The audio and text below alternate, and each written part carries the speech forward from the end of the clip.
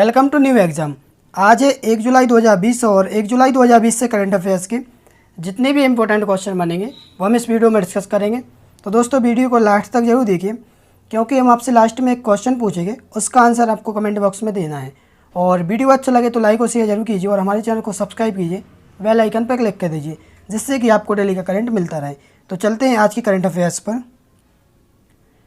हाल ही में विश्व क्षुद्र ग्रह दिवस कब मनाया गया? तो ये कब मनाया गया? ये मनाया गया 30 जून को। 30 जून को दुनिया भर में अंतर्राष्ट्रीय क्षुद्र ग्रह दिवस के रूप में मनाया जाता है। यह वर्ष विश्व क्षुद्र ग्रह दिवस की छठी वर्षगांठ है।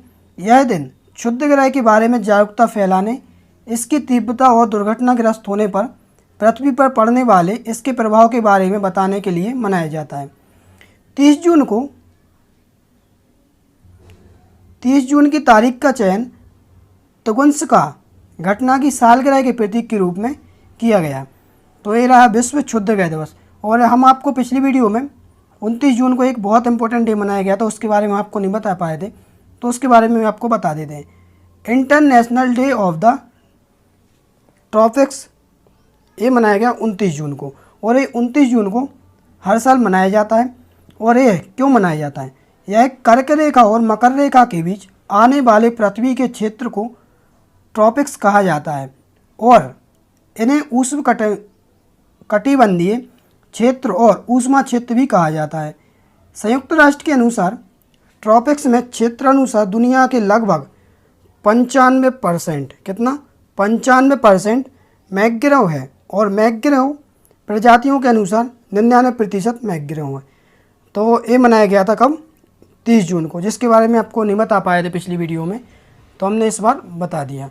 चलते हैं अगले क्वेश्चन पर। हाल ही में लोकसभा और विधानसभा के चुनाव में मतदाताओं की उम्र सीमा 65 वर्ष तक कम कर दी गई है। किस राज्य की मतदाता संशोधित नियमों में सबसे पहले लाभान्वित होंगे? तो ये कौन होगा? ये होगा बिहार। लोकसभा और विधानसभा चुनावों में पोस्टल बैलेट चुनने के लिए मतदाताओं की आयु सीमा कम कर दी गई है। भारत में कोरोना वायरस के प्रकोप के बाद बिहार पहला राज्य होगा जहां विधानसभा चुनाव होंगे और बिहार के मतदाता संशोधित नियमों में सबसे पहले लाभान्वित होंगे। और ये कब? 19 जून 2020 को नियमों में एक बदलाव को अधिसूचित किया गया था, जिसमें 65 वर्ष या उससे अधिक आयु के लोगों को पोस्टल बैलेट का विकल्प चुनने की अनुमति मिली। अब बात आती है बिहार की, तो बिहार के बारे में जान लेते हैं। बिहार का जो गठन हुआ था वो हुआ था 26 जनवरी 1950 को और यहाँ की जो राजधानी हुआ है पटना। मुख्यमंत्री हैं नीतीश कुमार, राज्यपाल हैं फाल्गु चौहान और यहाँ पर जो चीफ जस्टिस हैं यहाँ के वो हैं संजय करोल। यहाँ पर लोकसभा सीटें हैं 40 और विधानसभा सीटें हैं 16। विधान परिषद भी यहाँ पे वो है 75 सीटें और विधानसभा है 243। और यहाँ पर जो यहाँ का राजकीय पशु है वो है गौर। यहाँ का जो राजकीय पक्षी है वो है घर गौरैया। एक यहाँ का बहुत इंपॉर्टेंट राष्ट्रीय उद्यान है वो है वाल्मीकि राष्ट्रीय उद्यान। तो दोस्तों क्वेश्चन नंबर 2 से इतनी जानकारी मिलती है। चलते हैं अगले क्वेश्चन पर। हाल ही में अदीसा दास ने अपनी कविताओं की चौथी किताब the Yogini poems love and life जारी की है। वह किस राज्य से संबंधित हैं? तो वह किस राज्य से संबंधित है? वह है उड़ीसा राज्य से संबंधित। कहाँ से? उड़ीसा से। उड़ीसा की जानी मानी कवयित्री डॉक्टर अदीसा दास ने अपनी कविताओं की चौथी किताब the Yogini poems love and life जारी की है। यह हीरापुर के 64 योगिनी पर आधारित है। योगिनियों पर उनकी पहली गैर काल्पनिक पुस्तक हीरापुर की 64 योगिनियाँ तंत्र से पर्यटन अमेजन बेस्ट सेलर का खिताब जीत चुकी हैं और लगातार 4 महीनों तक शीर्ष 10 में बनी रहीं। और अब बात आती है उड़ीसा की। तो उड़ीसा में जो मुख्य न्यायाधीश हाल ही में चुने गए मोहम्मद रफ़ीक। और यहाँ पर मो जीवन पहल और मो प्रतिभा पहल भी चल रही है। और यहाँ पर जो हीरो टू एनिमल अवार्ड मिला वो मिला PETA, जो कि हीरो टू एनिमल अवार्ड। और यहाँ पर जो इम्पोर्टेंट राष्ट्रीय उद्यान है वो है यहाँ पर Satkosia tiger reserve, Similipal national park, Gahirmatha wildlife sanctuary, Chilika park. तो इतनी जानकारी तो मिलती है उड़ीसा से। और अगर हम उड़ीसा के बारे में और जानें तो उड़ीसा की जो स्थापना हुई थी वो हुई थी कब? 26 जनवरी 1950 को। यहाँ की जो राजधानी वो है भुवनेश्वर। मुख्यमंत्री है नवीन पटनायक। राज्यपाल है गणेशी लाल। और यहाँ के जो मुख्य न्यायाधीश वो हैं मोहम्मद रफ़ीक। यहाँ पर जो लोकसभा सीटें हैं वो है 20, राज्यसभा सीटें हैं 10 और विधानसभा सीटें 147। यहाँ पर जो जिलों की संख्या है वो है 30। कितनी जिलों की संख्या भी यहाँ पर बहुत इंपॉर्टेंट बनती है, वो है 30। और यहाँ पर जो बहुत इंपॉर्टेंट बांध है एक है इंद्रावती बांध जो कि इंद्रावती नदी पर है। हीराकुंड बांध जो कि महानदी पर है। और यहाँ पर जो पंजीकृत जीआई टैग मिली वो मिला एक कोणार्क स्टोन नक्काशी को, पट्टाचित्र और गंजम केवड़ा फूल को। तो दोस्तों क्वेश्चन नंबर 3 से इतनी जानकारी मिलती है। चलते हैं अगले क्वेश्चन पर। हाल ही में ईरान की इस्लामी क्रांति गार्ड कॉर्प्स किस वर्ष तक हिंद महासागर में एक स्थायी आधार बनाने की योजना बना रही है? तो ये कब तक बना रही है? बना रही 2021 तक। ईरान की इस्लामी क्रांति गार्ड कॉर्प्स IRGC ने घोषणा की है कि वह अंतर्राष्ट्रीय जल में अपनी उपस्थिति का विस्तार करने के लिए हिंद महासागर में एक स्थायी आधार स्थापित करने की योजना बना रही है। ईरान के सर्वोच्च नेता आयतुल्ला अली खामोनी ने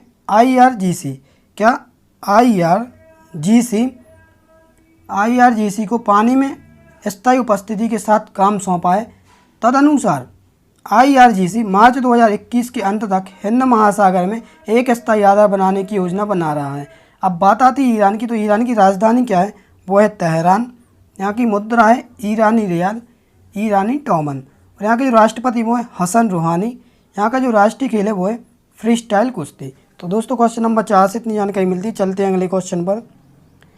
हाल ही में किसने कोविड-19 मामलों की प्रबंधन के लिए मेथिलप्रेडनिसोलोन के विकल्प के रूप में डेक्सामेथासोन के उपयोग को शामिल किया है?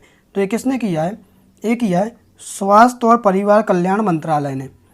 स्वास्थ्य मंत्रालय ने कोविड-19 मामलों के प्रबंधन के लिए मेथिलप्रेडनिसोलोन के विकल्प के रूप में डेक्सामेथासोन के उपयोग को शामिल किया है। डेक्सामेथासोन एक कॉर्टिकोस्टेरॉइड दवा है जिसका उपयोग इसके सूजन रोधी प्रभावों के कारण कई स्थितियों में किया जाता है। अस्पताल में भर्ती कोविड-19 रोगियों के रिकवरी क्लिनिकल परीक्षण में दवा का उपयोग किया गया है और गंभीर रोगियों के लिए इससे लाभदायक पाया गया। तो दोस्तों क्वेश्चन नंबर 5 से इतनी जानकारी मिलती है। चलते हैं अगले क्वेश्चन पर। हाल ही में उत्तर प्रदेश की राज्यपाल आनंदीबेन पटेल को किस राज्य का अतिरिक्त प्रभार दिया गया?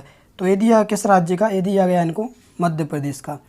उत्तर प्रदेश की राज्यपाल आनंदीबेन पटेल को लालजी टंडन की अनुपस्थिति के दौरान, जो कि अस्वस्थ चल रहे अभी, मध्य प्रदेश का अतिरिक्त प्रभार दिया गया है। गुजरात की पूर्व राज्यपाल आनंदीबेन पटेल को 2019 में उत्तर प्रदेश के राज्यपाल के रूप में नियुक्त किया गया था। वह इससे पहले मध्य प्रदेश की राज्यपाल के रूप में कार्यरत थी। तो अब बात आती है मध्य प्रदेश की। तो मध्य प्रदेश में जो कुशल श्रमिकों के लिए रोजगार सेतु योजना चलाई गई, जो कि जीवन शक्ति योजना, जो कि ये क्या है? तो ये महिलाओं के लिए 11 रुपये में मास्क बनाने की योजना है। और टॉप पेरेंट जो कि F फॉर स्टूडेंट के लिए है। और यहाँ पर जो संकल्प योजना है जो कि बुजुर्गों की सहायता प्रदान करने के लिए संकल्प योजना। और हम आपको बता दें यहाँ पर मध्य प्रदेश में एक और योजना चली है, वो चली है किल कोरोना अभियान, जो कि 1 जुलाई 2020 से चलाई गई है, जो कि आज ही से लागू हुई है। और ये 29 जून को इसकी घोषणा हुई थी। और किल कोरोना अभियान जो कि बहुत इंपॉर्टेंट है, मध्य प्रदेश में चलाया जा रहा है। तो क्वेश्चन नंबर 6 से इतनी जानकारी मिलती। चलते हैं अगले क्वेश्चन पर। हाल ही में मुख्यमंत्री अरविंद केजरीवाल ने कोरोना वायरस के इलाज के लिए एक प्लाज्मा बैंक बनाने की घोषणा की है। तो ये कहाँ की है? ये की है दिल्ली में। कहाँ? दिल्ली में। मुख्यमंत्री अरविंद केजरीवाल ने 29 जून 2020 को कोरोना वायरस के इलाज के लिए दिल्ली में एक प्लाज्मा बैंक बनाने की घोषणा की। अगले 2 दिनों में प्लाज्मा बैंक का संचालन शुरू हो जाएगा। बैंक की स्थापना में दिल्ली में institute of liver and virally sciences यानी ILBS ILBS में की जाएगी, जो कोविड अस्पताल नहीं है। तो दोस्तों क्वेश्चन नंबर 7 से इतनी जानकारी मिलती है। चलते हैं अगले क्वेश्चन पर। हाल ही में महाराष्ट्र सरकार ने कौन सी परियोजना शुरू की गई है जो कोविड-19 के लिए सबसे बड़ा प्लाज्मा थेरेपी से परीक्षण है? तो ये कौन सी परियोजना? ये है प्रोजेक्ट प्लेटिना। महाराष्ट्र सरकार ने कोविड-19 के लिए सबसे बड़ा प्लाज्मा थेरेपी परीक्षण प्रोजेक्ट प्लेटिना शुरू किया है। महाराष्ट्र देश का पहला ऐसा राज्य होगा जो दीक्षांत प्लाज्मा थेरेपी पर एक व्यापक परीक्षण करेगा। पहला प्लाज्मा थेरेपी परीक्षण पहली बार अप्रैल 2020 में, कब? अप्रैल 2020 में किया गया था, जिसके बाद केंद्र और राज्य परीक्षण करने की अनुमति मांगी गई थी। अब बात आती है महाराष्ट्र की। तो महाराष्ट्र में जो हाल ही में दीपांकर दत्ता बॉम्बे हाईकोर्ट के चीफ जस्टिस चुने गए और संजय गांधी गोगोमल नवेगांव नेशनल पार्क भी यहाँ पर है। मुफ्त स्वास्थ्य बीमा प्रदान करने वाला देश का पहला राज्य भी बना है। कौन? महाराष्ट्र। और यहाँ पर एक और जो इम्पोर्टेंट बुक लिखी गई है वो किसके द्वारा लिखी गई? वो लिखी गई है Shivaji in South Block the unwritten history of a proud people, जो कि किसके द्वारा लिखी गई? ये लिखी गई गिरीश कुबेर के द्वारा। दोस्तों क्वेश्चन नंबर 8 से इतनी जानकारी मिलती है। चलते हैं अगले क्वेश्चन पर। हाल ही में किसने micro food processing enterprises PMFME formalisation शुरू किया है? तो ये किसने किया? ये किया है हरसिमरत कौर ने, हरसिमरत कौर बादल। खाद्य प्रसंस्करण उद्योग मंत्री हरसिमरत कौर बादल ने 29 जून, कब? 29 जून 2020 को micro food processing enterprising PMFME योजना का PM औपचारिकरण शुरू किया है। यह आत्मनिर्भर भारत अभियान का एक हिस्सा है।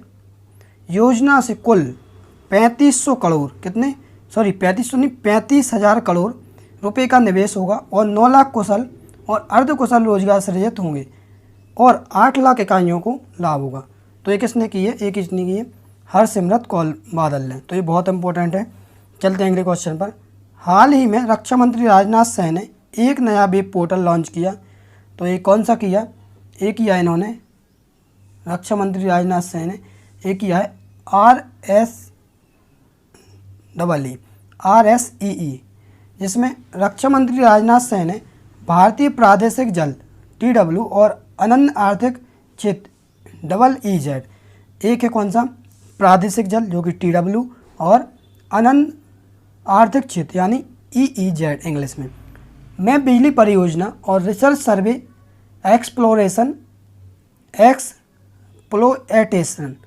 जिसका फुल फॉर्म है रिसर्च सर्वे एक्सप्लोरेशन, ये आप याद कर लेना, RSEE का फुल फॉर्म है। गतिविधियों के लिए अनापत्ति प्रमाण पत्र NOC जारी करने के लिए एक नया वेब पोर्टल लॉन्च किया है। मंत्रालय ने राष्ट्रीय ई-गवर्नेंस डिवीजन NEGP की सहायता से ऑनलाइन आवेदन पोर्टल विकसित किया है। संयुक्त राष्ट्र के नियमों के अनुसार किसी देश के समुद्र तट से 12 समुद्री मील तक फैले सभी क्षेत्र, इसके क्षेत्रीय जल देश के समुद्री तट से 200 समुद्री मील तक फैले सभी इसके क्षेत्र आर्थिक क्षेत्र यानी EEZ है। दोस्तों क्वेश्चन नंबर 10 से इतनी जानकारी मिलती है। चलते हैं अगले क्वेश्चन पर। हाल ही में नेशनल फर्टिलाइजर्स लिमिटेड ने कितनी मोबाइल मृदा परीक्षण प्रयोगशाला शुरू की? तो ये कितनी की है? एक की है 5। नेशनल फर्टिलाइजर्स लिमिटेड ने किसानों के घर पर मुफ्त में मिट्टी के नमूनों का परीक्षण करने के लिए 5 मोबाइल मृदा परीक्षण प्रयोगशालाएं शुरू की हैं। यह उर्वरक के उचित उपयोग को बढ़ावा देने के लिए देश में मृदा परीक्षण सुविधा को और बढ़ावा देगा। मृदा के सूक्ष्म पोषक विश्लेषण के लिए नवीनतम मृदा परीक्षण उपकरणों से सज्ज इन मोबाइल लैब्स का उपयोग किया जाएगा। दोस्तों 11 नंबर से इतनी जानकारी मिलती है। चलते हैं अगले क्वेश्चन पर। हाल ही में किस राज्य में, इसको डबल हो गया, किस राज्य में योग को लोकप्रिय बनाने के लिए योगशालाओं में जल्दी अनुबंधन के आधार पर भर्ती किया जाएगा? तो ये किस राज्य में किया जाएगा? ये किया जाएगा हरियाणा राज्य में। 1000 आयुष सहायकों और 22 आयुष कोचों को हरियाणा में योग को लोकप्रिय बनाने के लिए विभिन्न योगशालाओं में जल्दी अनुबंध के आधार पर भर्ती किया जाएगा। भर्ती जिला स्तरीय चयन समिति द्वारा की जाएगी, जिसकी अध्यक्षता संबंधित जिला परिषदों के मुख्य कार्यकारी अधिकारी करेंगे। ये आयुष सहायक योगशालाओं के प्रभारी के रूप में काम करेंगे। अब बात आती है हरियाणा की। हरियाणा में जो लोकसभा सीटें हैं वो हैं 10, राज्यसभा सीटें हैं 5। यहाँ का जो राज्य पशु है वो है ब्लैक बक, और राजकीय पक्षी यहाँ का ब्लैक फ्रैंकोलिन। यहाँ के जो इम्पोर्टेंट राष्ट्रीय उद्यान है, एक है कलसर राष्ट्रीय उद्यान और एक है सुल्तानपुर राष्ट्रीय उद्यान। और यहाँ के जो इम्पोर्टेंट बांध है, एक है कौशल्या बांध जो कि यमुना नदी पर है, ऑटू बैराज जो कि घग्गर नदी पर है, और अनकपुर बांध जो कि हकरा नदी पर है। दोस्तों क्वेश्चन नंबर 12 से इतनी जानकारी मिलती है। चलते हैं अगले क्वेश्चन पर। हाल ही में केंद्र सरकार ने किसके लिए बोली लगाने की सीमा को 2 महीने बढ़ाकर 31 अगस्त तक कर दिया है? तो ये किसके लिए कर दिया? ये कर दिया है एयर इंडिया के लिए। सरकार ने फिर से एयर इंडिया के लिए बोली लगाने की समय सीमा को 2 महीने बढ़ाकर 31 अगस्त 2020 तक कर दिया है। यह तीसरी बार समय सीमा बढ़ाई गई है। राष्ट्रीय वाहक के लिए विभाजन की प्रक्रिया कब? 27 जनवरी 2020 को शुरू की गई थी। इसके अलावा अर्हता प्राप्त इच्छुक बोलीदाताओं को सूचना देने की तिथि भी 14 सितंबर 2020 तक बढ़ा दी गई है। दोस्तों क्वेश्चन नंबर 13 से इतनी जानकारी मिलती है। चलते हैं अगले क्वेश्चन पर। हाल ही में किस जिले के 1000 सरकारी स्कूलों में वर्षा जल संचयन परियोजना को सफलतापूर्वक स्थापित किया है? तो ये किस जिले में किया है? ये किया है बड़ोदरा में, जो कि कहाँ है? गुजरात में। गुजरात के बड़ोदरा में। गुजरात में बड़ोदरा जिले ने 1000 सरकारी स्कूलों में वर्षा जल संचयन परियोजना को सफलतापूर्वक स्थापित किया है। यह सफलता हासिल करने वाला बड़ोदरा देश का पहला जिला है और जिला बन गया है। जिला प्रशासन ने 9 महीने की छोटी अवधि के भीतर परियोजना को पूरा किया। यह परियोजना 6 करोड़ की कुल लागत से पूरी हुई। अब बात आती है गुजरात की। तो गुजरात में एक और हुआ है first in solar rooftop installation. पहला राज्य बना सोलर रूफटॉप इंस्टॉल करने वाला। और यहाँ पर टसर गन को पेश करने के लिए भारत में सबसे पहले गुजरात पुलिस ने किया। और सुजलाम सुफलाम जल संचय अभियान भी गुजरात में चलाया गया। नई डिजिटल करेंसी DCEP लॉन्च करने वाला देश का पहला राज्य भी गुजरात बना। और अब बात आती है गुजरात के बारे में और जाने। तो गुजरात की जो राजधानी वो है गांधीनगर। और गुजरात का जो गठन हुआ था वो हुआ था 1 मई 1960 को। यहाँ के मुख्यमंत्री हैं विजय रूपानी, राज्यपाल हैं आचार्य देवव्रत, और यहाँ के जो मुख्य न्यायाधीश हैं विक्रमनाथ। कौन है? विक्रमनाथ। और यहाँ पे जो लोकसभा सीटें हैं वो 26, राज्यसभा सीटें हैं 11, विधानसभा सीटें हैं 182। और यहाँ पर लोकसभा, राज्यसभा, विधानसभा। और यहाँ पर जो इम्पोर्टेंट राष्ट्रीय उद्यान है, एक है वंशधा राष्ट्रीय उद्यान, ब्लैक बक राष्ट्रीय उद्यान, गिरवन राष्ट्रीय उद्यान, समुद्री राष्ट्रीय उद्यान। और यहाँ पर जो इम्पोर्टेंट बांध है, एक है सरदार सरोवर बांध नर्मदा नदी पर, ओकाई बांध ताप्ती नदी पर, दांतीवाड़ा बांध बनास नदी पर, कड़ाना बांध माही नदी पर, कमलेश्वर बांध हिरण नदी पर। यहाँ पर जो पंजीकृत GI टैग मिले, एक मिला कैम्बे के सुलेमानी पत्थर को, और कच्छ कढ़ाई को पाटन पटोला। दोस्तों क्वेश्चन नंबर 14 से इतनी जानकारी मिलती है। चलते हैं अगले क्वेश्चन पर। हाल ही में लाजा चकवेरा किस देश के राष्ट्रपति चुने गए? तो किस देश के राष्ट्रपति चुने गए? ये चुने गए हैं कहाँ के? मलावी के। तो दोस्तों ये रहा आज का करंट अफेयर्स। और वीडियो अच्छा लगे तो लाइक और शेयर जरूर कीजिए। हमने आपको कल एक क्वेश्चन दिया था, उसका आंसर देख लेते हैं। हाल ही में राष्ट्रपति रामनाथ कोविंद ने बैंकों में जमाकर्ता की सुरक्षा सुनिश्चित करने के लिए बैंकिंग विनियमन अध्यादेश 2020 प्रख्यात किया। अध्यादेश किस वर्ष के बैंकिंग विनियमन अधिनियम में संशोधन करता है? तो ये किस अधिनियम में करता है? ये करता है 1949 के। तो बहुत से लोगों ने इसके बारे में डिटेल में लिखा और बहुत से लोगों ने आंसर सही दिया। और कुछ लोगों से रिक्वेस्ट है कि आंसर के अलावा कुछ और कमेंट ना करें फालतू। और हम आपको कल के लिए क्वेश्चन देते हैं, उसका आंसर भी आप कमेंट बॉक्स में देना है। हाल ही में किसने कोविड-19 रोगियों के साथ निकट संपर्क में काम कर रहे स्वास्थ्य पेशेवर के लिए सुरक्षित चश्मा विकसित किया? तो ये जिसने भी किया, इसका जो भी आंसर आप कमेंट बॉक्स में दे देना। और वीडियो अच्छा लगे तो लाइक और शेयर जरूर कीजिए। वीडियो देखने के लिए धन्यवाद।